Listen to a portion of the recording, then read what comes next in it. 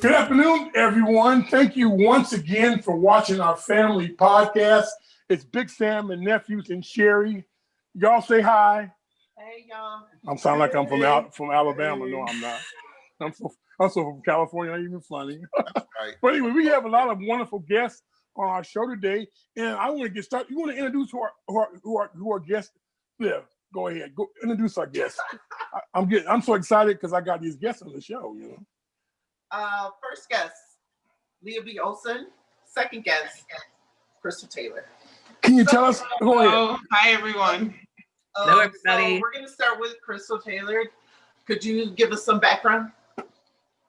Yeah. So my name's Crystal Taylor. I grew up in North Minneapolis. I played basketball at North High School. Graduated from North High in 2002. Went to play Division I basketball at Valparaiso University, and after I graduated, I moved back to Minnesota, and I'm currently coaching high school basketball with the boys program at North High School. But I coached prior to that with the girls program with Crystal Flint for, I think we were there for about 4 years, 3 or 4 years, and then then I transitioned to the boys. So been coaching high school for about 13 years, and I absolutely love it, being able to work with the kids in the community that I grew up in. So it's awesome. Nice. Leah B. Hey, everybody. I'm Leah B Olsen. I grew up on the South Side, played basketball at South High, and then went on to play at Minneapolis Community College, where I know Miss Sherry from. Where we were quite successful. Then went on to the University of Minnesota, played ball there, and have been in a sports broadcasting career for quite some time. I'm the analyst for the Minnesota Lynx, sideline reporter for Timberwolves, and I do the high school basketball tournaments, boys and girls. So yeah, it's a pleasure to stay around the game, and thanks for having me on the podcast. All right. Welcome. Sherry's got some very important questions she wants to ask you two ladies. Go for it, Sherry. Go for it. So basically, we were discussing high school basketball and the rules for COVID. So I don't care who jumps in. Tell us how you feel about that. Crystal, Leah, I don't care. Yeah. So right now, I think that it's different. It's going to be a different climate than we've ever had to experience with basketball. But I do believe that some of the rules are necessary in order to keep everybody safe, and then also allow the young men or athletes in general, boys basketball, girls basketball, everyone, to be able to continue to play the sport and do something they love. So it's going to be a huge adjustment. I am in support of majority of the rules, just so it can keep us safe and allow us to continue to do what we love. Leah. Yeah, I would say I've served on that board for the Minnesota State High School League, and I'm glad I'm not serving on it right now. It's like a no-win situation right now. And I know just from working with the Minnesota Lynx as they went through a season in a bubble, every decision's difficult, and the ultimate piece is that you have to protect every single athlete, and you can't be the first team that has, that would ever lose someone or have someone get gravely ill. So it's just like that weighs on the mind of people all the time. And I think sometimes we forget that for people who are making the decisions. They're just difficult decisions, but I'm so happy that all these young people are going to be able to play, because I think that's critical. But it's difficult, and I think it would be hard to play with the mask on. That's what they're doing, right? Playing Yes. masks on, yeah. But I have heard some of the young athletes say that you get used to things really quickly, and they would rather do that than not play. So I think it's just one of those situations no one wants to be in, but here we are. I will say the mask is going to be probably one of the biggest adjustments for sure. We've been in coaches meetings on Zoom since November 23rd, which was originally the day that we were supposed to start. And so that is, like Leah said, some of the feedback with the mask, The kids are like, yep, we'll do it because we want to get back out there. But that's going to be one of the biggest adjustments and something that we'll have to, really work through when we get going. So. Yeah, my biggest thought is kids that have asthma. Like, you got a mask on, you're sucking in your own air, and you're running. So how does that affect them? Do they sit out? And then if they do they lose a year? Or do they get to play? So North High, we haven't started yet. Like the rest of Minnesota, the Minneapolis Public Schools had us wait a week. So our first day is Monday. Or tomorrow. I'm really, really excited about that. But that is definitely something we talked about as coaches.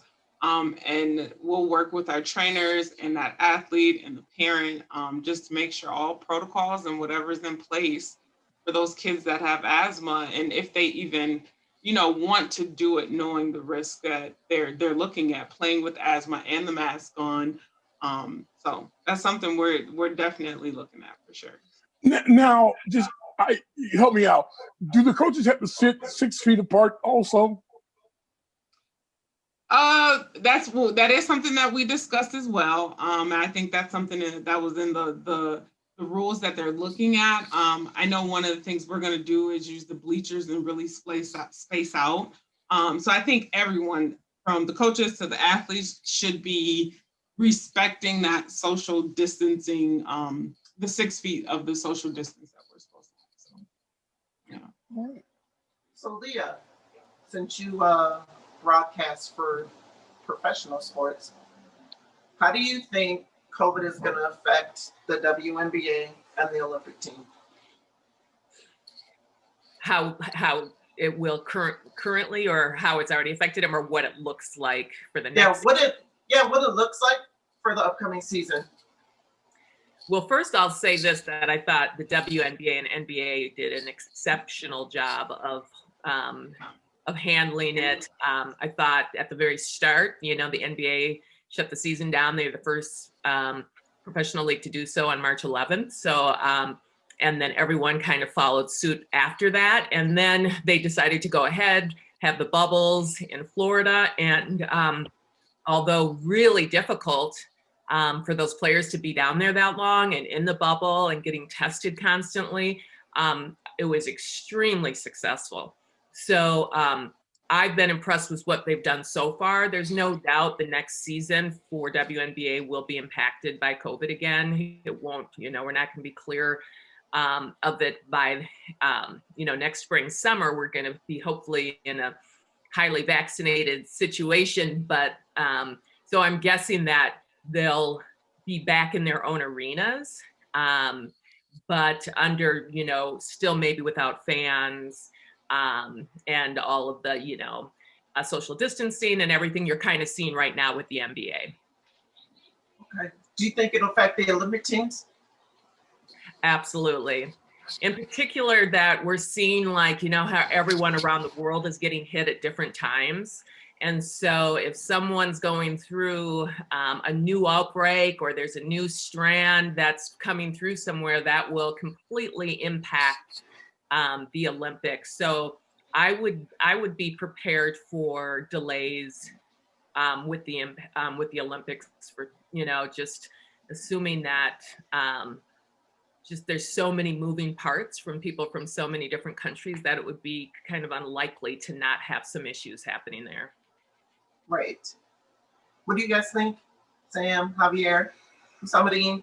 Well, I think both these ladies are right, because there are going to be a lot of issues that are going to arise. But one of the things the WNBA did that was great was that they went into the bubble, because that, we talked about this last week. You didn't hear too many complaints about the WNBA as far as COVID. No, they didn't have any issues of somebody. Well, I'm not going to say any issues, but it wasn't any highly publicized issues like it was in the NBA, where it's, hey, we're going to go get chicken wings or blah, blah, blah, blah, blah. I mean, they were at a different area.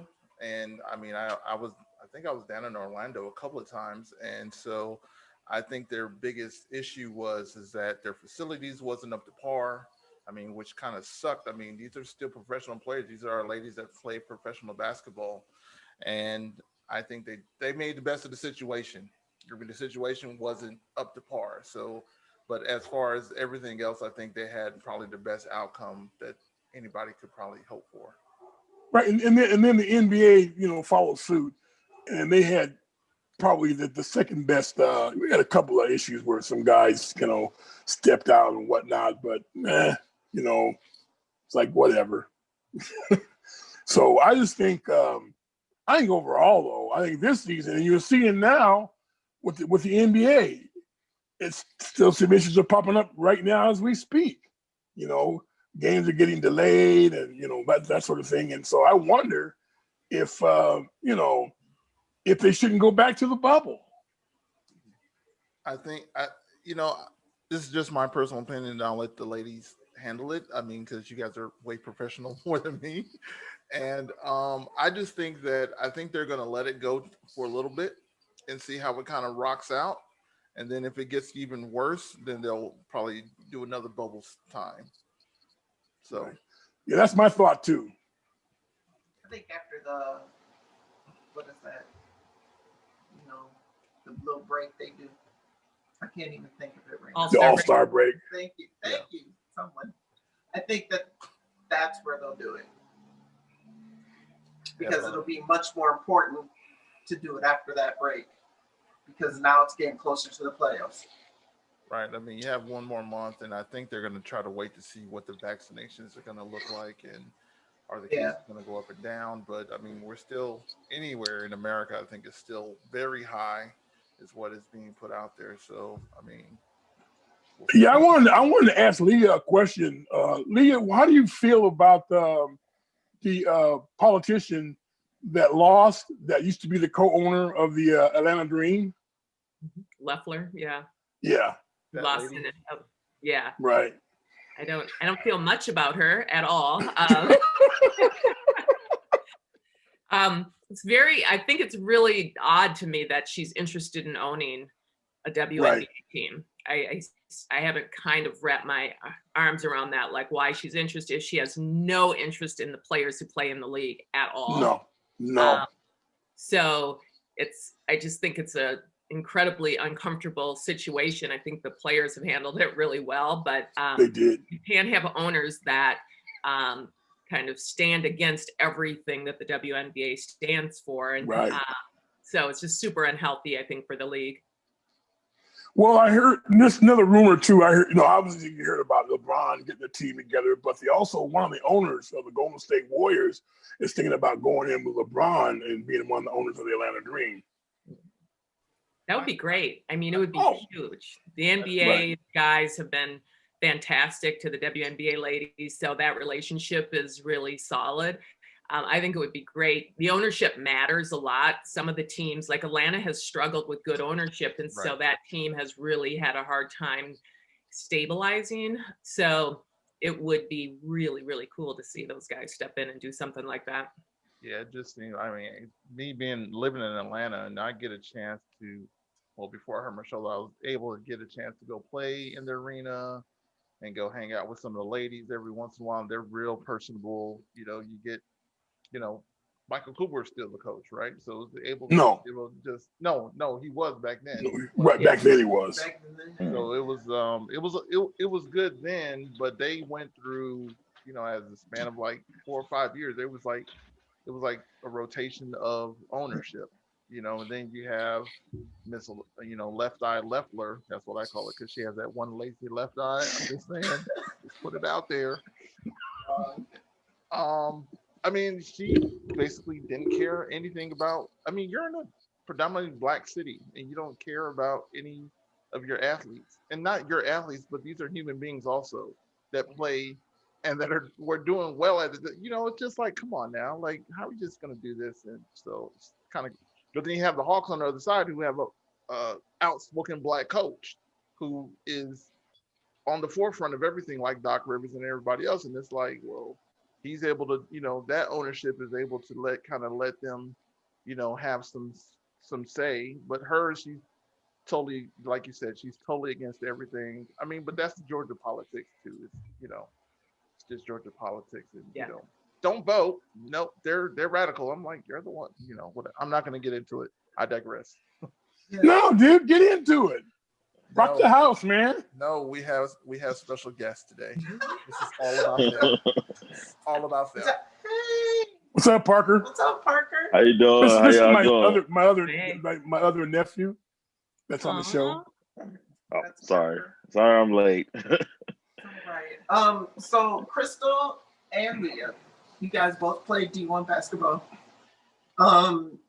So Duke bowed out of their season. It was player generated. So do you think that would be something you would decide as a team? And if so, would you allow, or do you think it would be acceptable to have those players have an extra year? Crystal, Leah, I don't really care who answers. I'll let Leah take that one first. Okay.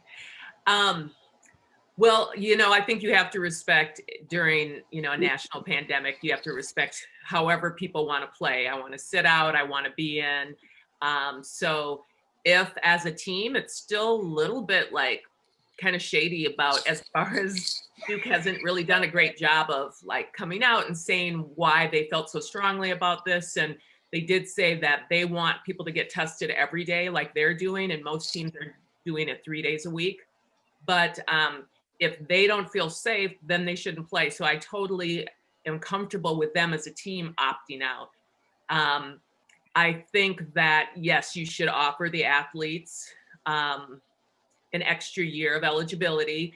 That's not an easy thing to do, and it does kind of backload people coming in and creates issues. And for athletes that don't have scholarships, it's probably not real plausible, because that means you're paying for another year of school. So, but I do think the offer should be there that they should be able to play again. Crystal? The one thing that I would say is that I do agree with what Leah said about the ability for them to get another year of eligibility. If it was me and I was in school, that's what I would want. If I was a scholarship athlete. Now, if I was paying for school, that's a different thing too, because like she said, then I'm going to have to pay for another year of school, and who knows how that's going to go. But I do agree that I think that they should get another year of eligibility. So do you feel like, so we have to do NCAA men. So they want to play in a bubble, and they're not going to be able to do 64 teams. No. That's just not going to happen. So if they do it, do you think the women should follow suit? And should it be reduced from 64 to 32? And is that doable? Yeah, I definitely think. Oh, go ahead. Go ahead. I didn't care who answered. Okay. I was just going to say, I think you should try to do whatever you can to make a tournament happen. So if it means it's small, if it means it's however they put it together, I think you should try to make it happen, and limit traveling as much as you can. Keeping it in one city, I think, makes sense. But I think that both, regardless of men or women, you just have to kind of wait to see exactly what the situation is. So maybe making some last minute decisions on what that's going to exactly look like. Because maybe everyone's been vaccinated, and they can get more teams there than they anticipated. And so it could look different. I'm guessing not with a lot of fans probably, but so I would just say, yes, do whatever you can to hold a tournament and make a decision as late as possible. Guys, anyone? Well, I mean, go ahead. Well, I definitely agree with Miss Leah. We missed it last year. We had so much stuff going on to where it's really needed for them to actually try to make this work, because if they do it in, like, let's just say Indianapolis, for example, they can have a couple of different venues around the city that can kind of house a big tournament like that. But I mean, it's definitely something that I think that the kids want. I mean, in the long run, because a lot of kids last year weren't able to play. That wound up going to the NBA. So, we should really look into actually trying to make this work, especially on the men and the women. The women are having pretty good. I'm actually watching the game right now. The women are having a pretty good year this year. So, it's just something that we need right now. Going into 2021. Well, I just, the one thing I wonder about is that, all the other teams for a particular set, a said college, because the revenue is not coming in like it was, in the past. And so because of that, I'm looking at probably down the road, maybe later on this year, maybe you don't have synchronized swimming, or you don't have the ski team, or some of these other women's teams, and they're going to be the first ones that are going to be hit. Probably, we said what last? Probably women's hockey, men's hockey are going to probably stay. Women's basketball will probably be good, but after that, some of these other sports are going to just fall by the wayside. Probably more like gymnastics. I hope not. And the problem that might not happen, they might have to cut how the sports are done. But the one thing with Title IX is they have to keep women's sports up with men. And then also they have to keep women's sports with the percentage of females on campus. And I think right now at the University of Minnesota, it's like 56% females. So that's ups the number of women you need on sports teams. So I think that you're right that like it is disastrous, especially in football. Every time a game is lost, it's huge. I think it's like somewhere around $4 or $5 million every time a game is lost. So it's really a difficult situation. All of the colleges are going to be in really tough situations after COVID ends, figuring out how they're going to run their programs. Yeah, I feel the same way about high school. So I coach at Henry Sibley. I'm the varsity assistant. Our boosters rely on concessions. And if we don't have spectators, or even if we do, but it's parents, we're probably still not going to have concessions because that's too close. So that hurts. That'll hurt us for sure because we rely on booster money. And so I don't know where they would get anything else from. I don't know where the money would come from. Henry Sibley is a small area in Mendota Heights. So it'll just hurt the program. So I'm hoping, Title IX will kick in and that they won't get rid of the girls' sports. But I know boosters are going to hurt. Crystal, do you think that'll happen at North? I don't know. I'm not sure because we don't have, we are smaller now. So we don't have a ton of, outside of volleyball and girls basketball, we don't have badminton, I think. There are a few other women's sports that we have. We don't have a lot. We don't have a lot of sports in general just because of the population of the school and the size right now. So I don't know, but I think that's something that once we get through COVID, we have to, and just figure out and whatnot. So.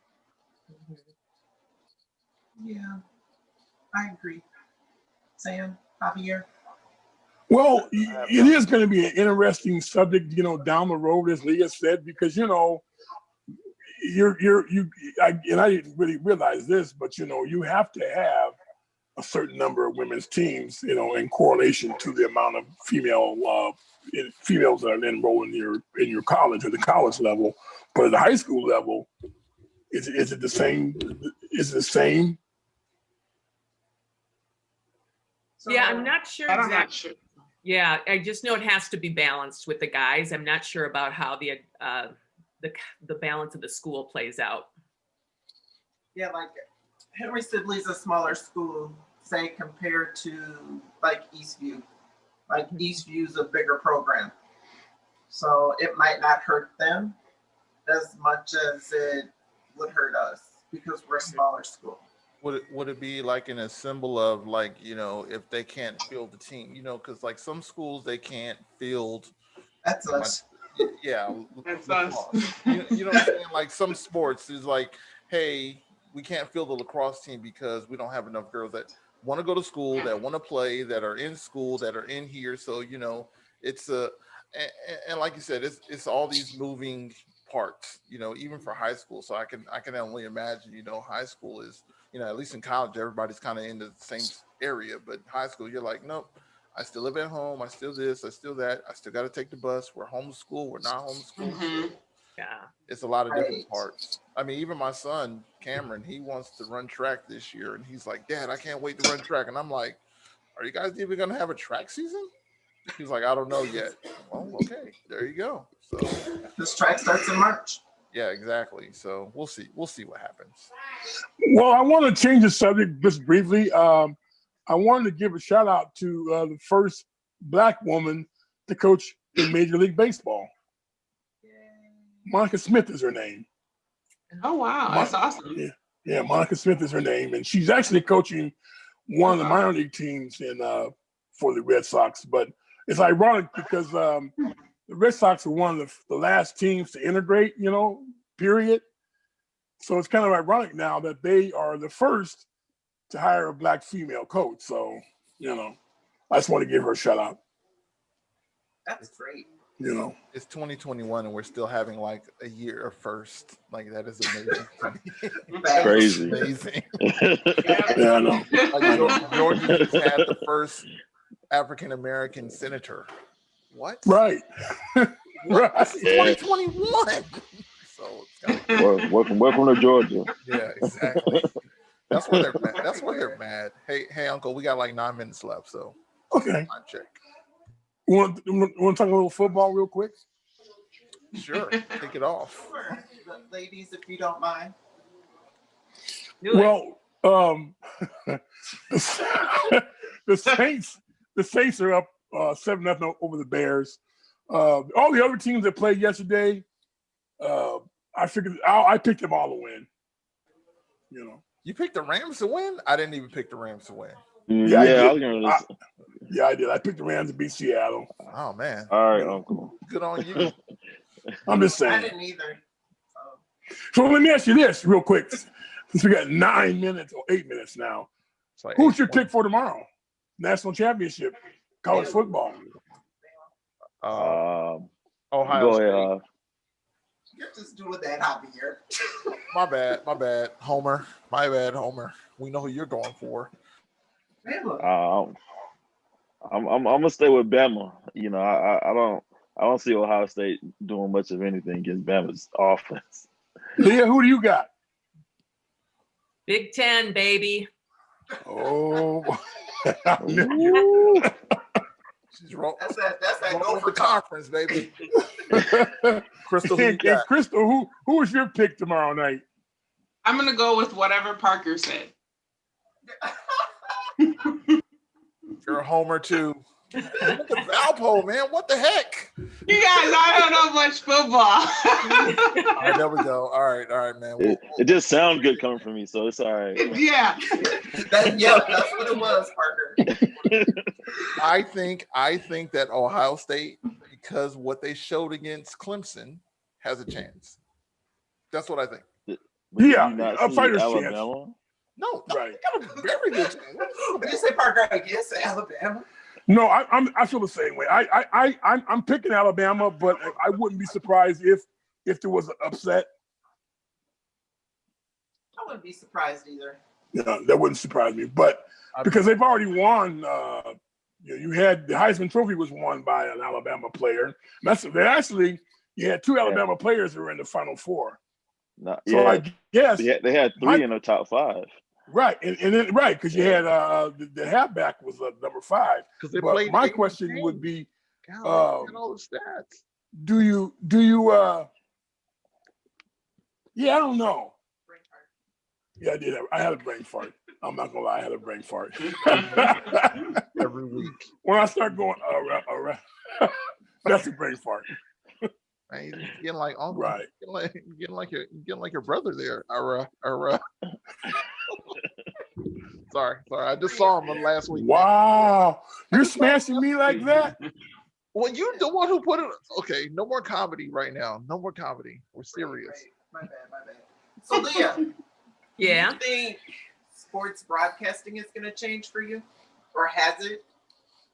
Yeah, I'm sure long term there's going to be some changes, you know, I think it's a little worrisome that teams aren't traveling broadcasters. And so does that just become a cheaper way to exist post COVID? Once you realize that you can do a broadcast, it's not as good, but you can do a broadcast without traveling your broadcasters. So, so I think there is some concern about like those could be some long-term changes as, because the teams have taken a pretty big hit financially. And so it's definitely going to, especially coming out of COVID, I think there's going to be some changes. We'll see for the state tournament, fingers are crossed right now that those tournaments are happening and that they'll be able to pull them off at a high level. But again, I'm sure that will be just, let's see what it looks like and when they're going to be. That I think that's still unclear. It is unclear, I think. Crystal, is it? Go ahead, Crystal. She's like, what is good? What was the question? Will broadcasting change? No, will like the state tournament change? Do you think, like, how does it affect you guys? Like, how many games do you have this year? Let's start there. I think we had 18. So we originally had 26. I think we have 18. We might be getting a few more before the end of the season, but that all depends on like if we're able to, get to game number 5. So things could happen where we might not even be able to play a game 5. So I think we would love to have a state tournament. We would love to make it there and love to get to there. But I think right now our focus is really to go game by game and take it game by game to make sure that we're healthy. We do everything that we need to do to protect our players, make sure everybody's safe. And so by the end of the season, we're all healthy and able to play in a season. I mean, we're just taking. When's the end of the season? Pardon? When's the end of the season? I think our last game is mid-March right now. Okay. Mid-March.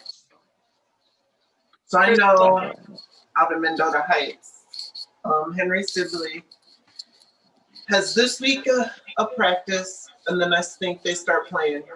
And they're either going to go 2 to 3 games a week, and then they're going to, like, they're all conference games, no non-conference. So we're kind of like you. We went from, like, 25 games to 16 games. That was a quick question I was going to ask you, Crystal. Are you playing any non-conference games at all? Yes, we are. We have, so right now we have Minnehaha, Hopkins, LaSalle. I believe there's another one. I do believe there's another one, but we do get to do you guys got Murderers Row. LaSalle, Hopkins, and Minnehaha. Wow. Yes, yeah. So we've got. I mean, we've still got some good games. And our conference is good. So we'll have good games in our conference as well.